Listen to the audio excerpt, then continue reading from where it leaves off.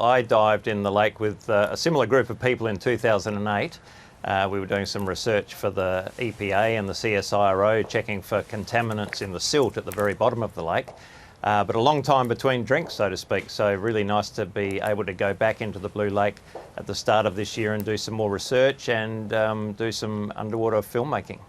We're seeing some of the shots now, Richard. So few people have dived there, haven't they? Did you have that sense that this was an unexplored body of water? Oh, very much so. You know, most of the bottom of the lake has never been seen by humans. Dives have only been done very occasionally over the last 50 years in the lake. And most of that's just around the perimeter, close to the pontoon, close to the access points that SA Water use to manage the water supply to the town of Mount Gambier. And on this occasion we were able to go much further afield, actually use electronic or electrically driven scooters to tow us across the floor of the lake down at about 70 metres depth, and also go around the circumference of the lake to look for these amazing stromatolite fields, which are a bit like a freshwater coral reef. They're really very interesting. What you'd imagine a coral reef looks like, except lacking the beautiful colour of the tropical coral. These are just white or grey looking things, but they're actually fascinating because they're built by bacteria and some types of algae, which use secretions to concrete or build with the limestone into these amazing formations. And the freshwater variety of these are actually very rare. And what did you find down there, Richard? Any surprises? Well, no great surprises, having been in there before, but got to see a lot of new stuff. So fields of stromatolites that we didn't know were there.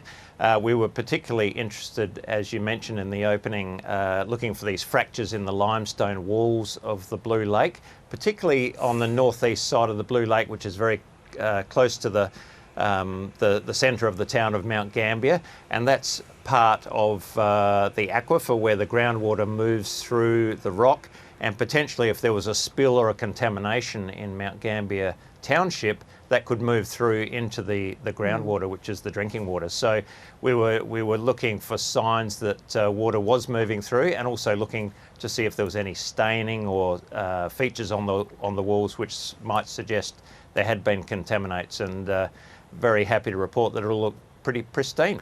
That's good news. As you say, the lake is the main drinking water source for Mount Gambier. So what precautions did you have to take going in?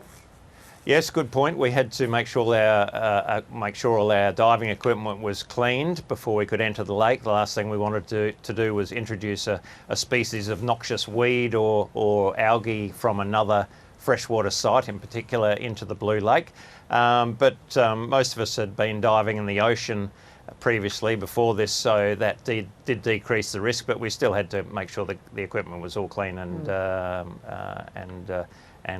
you know, free from contaminants. And what makes it blue, Richard?